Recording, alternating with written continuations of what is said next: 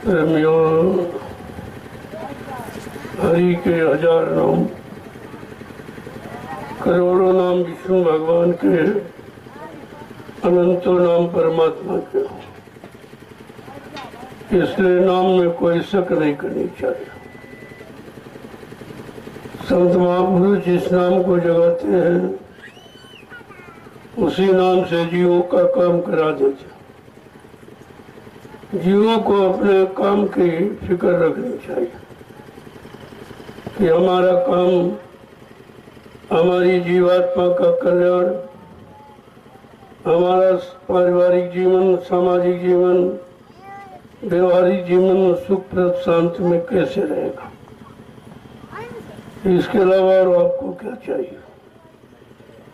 अब ये सब काम कैसे होंगे आपने तो करके देख लिया।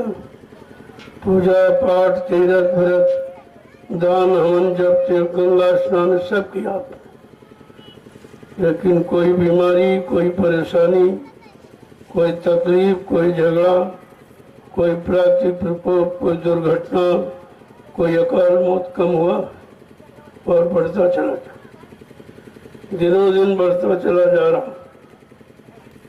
ये विचार नहीं किया गया कि आखिरकार ये बुराई और बुरे दिन क्यों देखने को मिले, ये बढ़ क्यों नहीं, कम क्यों हो रहा, क्यों नहीं कम हो रहा, इस पर विचार करना चाहिए। देखो ये है जड़ पूजा। जड़ माने जिसमें चेतन न हो, जड़ माने मुर्दा जिसमें जान न हो, जो न सुने, न देखे, न समझे, न आपका कोई काम कर सके, न आशीर्वाद न वरदान आपको दे सके, उसे जड़ कहते। तो इस जड़ पूजा से क्या मिला आपको। कितने दिन तुम्हारे निकल गए और निकलते चले जा रहे हैं। कितने लोग शरीर छोड़कर चले गए और कितने रोज चले जा रहे हैं, लेकिन इस पर विचार क्यों नहीं किया जा रहा कि आखिरकार बात क्या है। वो कौन सा कारण है जिसके कारण सब उल्टा हो रहा। आप धर्म कर रहे हो, धर्म बढ़ रहा, पुण्य कर रहे हो, पाप बढ़ रहा। तुम सत्य बोलने की बात तो यहाँ झूठ बोल रहे हैं। तुम अच्छा शाकाहारी हो, यहाँ मांसाहारी शराबी बनते चले जा रहे हैं। ये सब उल्टा क्यों हो रहा, इस पर विचार करना चाहिए। जो तुम्हारे पारिवारिक, सामाजिक, व्यवहारिक जीवन को सुखप्रद शांति में बनाए, उस पर विचार करना चाहिए। उसकी तरफ तो आप ध्यान ही नहीं देते हो। ये सब काम कैसे बनेगा, हम लोग परिवार समाज में रहकर सुख शांति का अनुभव कैसे करेंगे, हमारे बाल बच्चे पढ़ लिख कर शिक्षित कैसे बनेंगे, आगे परिवार का विकास कैसे होगा, इस पर विचार करना चाहिए। तो इसकी तरफ तो आप ध्यान नहीं देते। ये मनोरंजन में समय खराब करते, इससे क्या मिलेगा। जब पहले लोगों को नहीं मिला तो तुम्हें क्या मिलेगा।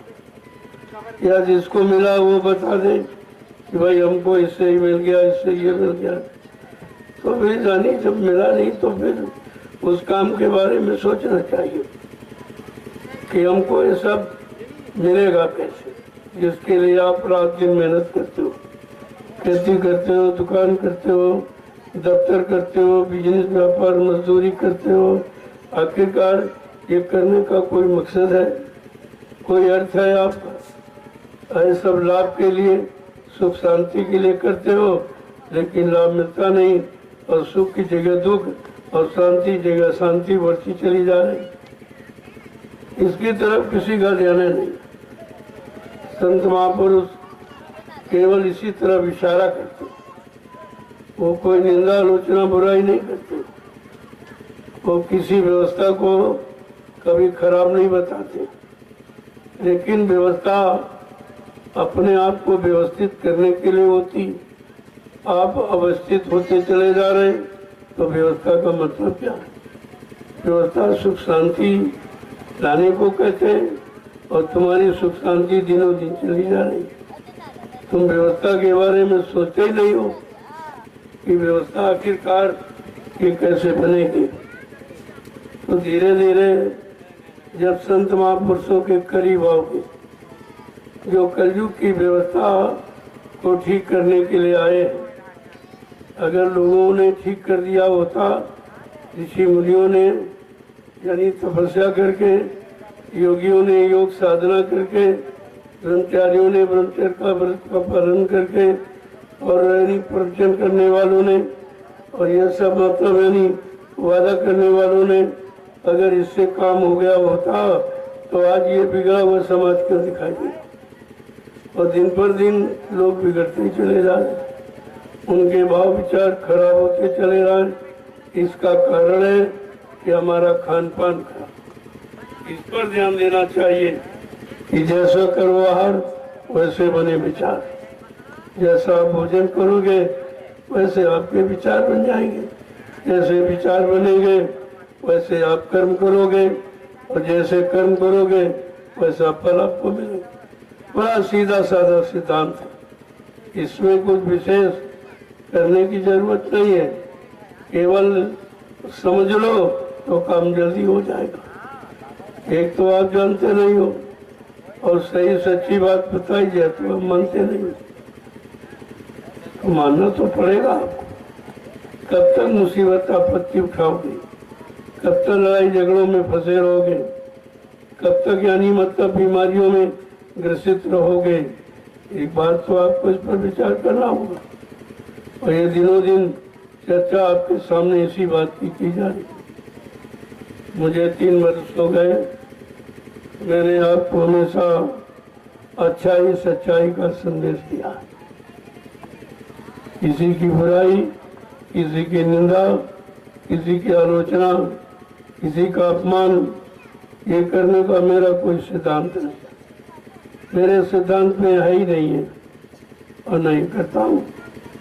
वैसे आप जानते हो इतनी बड़ी संगत हिंदुस्तान में किसी के पास है, इतना बड़ा जनमत हिंदुस्तान में किसी के पास नहीं है जितना मेरे पास है। लेकिन मैं कोई अहंकार की बात थोड़ी करता हूँ, मैं किसी का नुकसान करने के लिए यहाँ नहीं आया हूँ।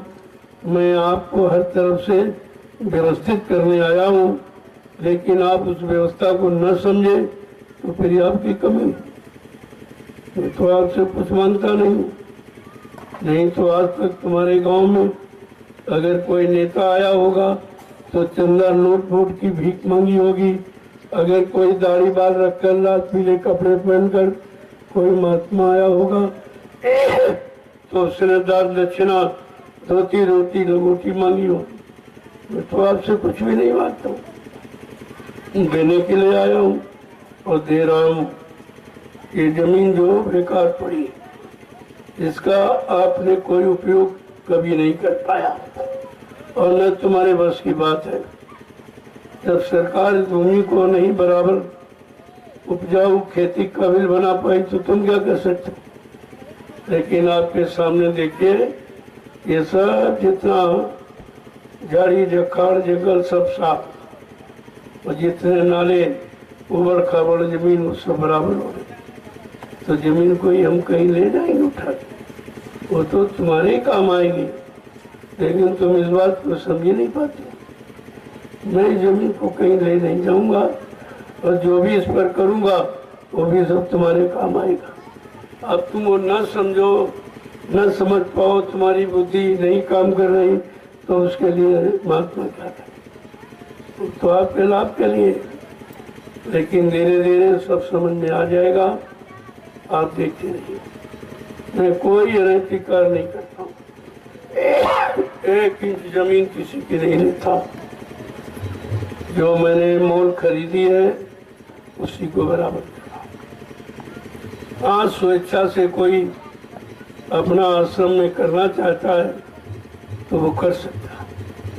बाकी मैं किसी से कोई दान, कोई दक्षिणा, कोई धोती रोटी लंगोटी, ये इच्छा नहीं रखता हूँ और इसकी हमको जरूरत भी नहीं। फिर काम मैं नहीं करता और न मेरे मिशन में भीख मांगना, ये दूसरे पर आश्रित रहना, गुलामी करना, यह सिखाया नहीं। सब लोग स्वयं स्वावलंबी बनो। जब स्वयं स्वावलंबी बनोगे, स्वयं अपना काम करोगे, करके दिखाओगे, तो एक न एक दिन लोगों को मजबूर होकर ये मानना पड़ेगा। आप देख रहे हो कि आपके सामने क्या हो रहा, क्या था और क्या हो गया। यहाँ दिन में कोई नहीं आता था, अब तो रात में सवार है। पहले यहाँ से समझो, यहाँ दिन में कोई नहीं आया, इतना भय था, इस जंगल में कोई नहीं आता। जब से मैंने अपना कदम रखा है, दिनों दिन सबकी व्यवस्था बनती चली जा रही। इतने लोगों को रोजी रोजगार मिल रहा, अपना आते हैं, कमाते खाते। मैं तो किसी को मना नहीं करता, जो हमारे लायक है वो मैं व्यवस्था भी देता हूँ आपको। हमारे यहाँ भंडारों में कोई रोटी का पैसा नहीं लिया जाता, कोई बिजली पानी का पैसा नहीं लिया जाता, किसी चीज का कोई खर्चा यानी नहीं माना जाता। यहीं से आपको समझ लेना चाहिए, ये मिशन देने वाला है, ये लेने वाला नहीं है, देने वाला। और हर तरह से आपको दे रहा, लेकिन आपकी बुद्धि जब नहीं काम कर रही, क्योंकि आपका खान पान खराब हो गया। जब तक खान पान अच्छा नहीं होगा, हमारी कोई अच्छी सच्ची बात को आप समझ नहीं पाओगे। तो धीरे धीरे मुसीबत में जब फंसते जाओगे तो आप खुद ही आ जाओगे। हमको बुलाने की भी जरूरत नहीं पड़ेगी, न मैं बुलाता न किसी को भगाता हूँ। ये काम मेरा काम सबको जोड़ने का है, सबको धर्म की तरफ प्रेरित करने का है। धर्म क्या है? ये धर्म कोई पाखंड नहीं है, धर्म कोई अत्थर पत्थर कागज में नहीं है। धर्म तो एक व्यवस्था है, इस व्यवस्था में इंसान रहकर सुख शांति का अनुभव करता है। व्यवस्था का नाम है धर्म। आज व्यवस्था बिगड़ गई है, इसलिए अधर्म बढ़ रहा है। अधर्म बढ़ने का कारण यही है। अब तुम कहो कि पुरानी कोई क्रियाएं, कोई तीर्थ, कोई व्रत, कोई पूजा, कोई पाठ, कोई हवन, कोई यज्ञ, कोई जप तप, इससे धर्म आ जाएगा, तो कभी आने वाला नहीं। ये धर्म लाने की नीति नहीं है, ये धर्म आने का रास्ता नहीं है। ये तो लोगों को अज्ञानता रूढ़िवाद में फंसाने का रास्ता है। जब तक इसे समझोगे नहीं, तब तक तुम्हारी समझ में अच्छाई सच्चाई नहीं आएगी कि वास्तव में अच्छाई सच्चाई क्या है। इस संदेश की जरूरत है। हिंदुस्तान के लोगों को आज इसी संदेश की आवश्यकता है, जिससे परिवार में, समाज में, देश में सुख और शांति आ जाए। लोगों में पारस्परिक प्रेम, प्यार, मोहब्बत, सेवा, दया, सदाचार, परमात्मा की यादगार आ जाए। लोगों के मन मस्तिष्क में माँ, बहन, बेटी की परख और पहचान आ जाए। इसको कहते हैं व्यवस्था, इसको कहते हैं व्यवस्थित मानव जीवन। ये तो है नहीं, वो बिगड़ता चला जा रहा, और बिगड़े हुए को तुम संभालने की कोशिश भी नहीं करते हो। एक तो जानते नहीं हो, सही सच्ची अच्छी बात महात्मा बताए तो तुम मानते नहीं हो, तो फिर काम कैसे हो? काम करने के दो ही तरीके, या तो स्वयं सक्षम हो आप कर लो, या जो कर रहा हो उसको सहयोग कर लो। तीसरा कोई तरीका नहीं। तुम करने के लायक नहीं, कर सकते नहीं हो, क्योंकि तुम्हारे पास दो आदमी भी नहीं। कलयुग का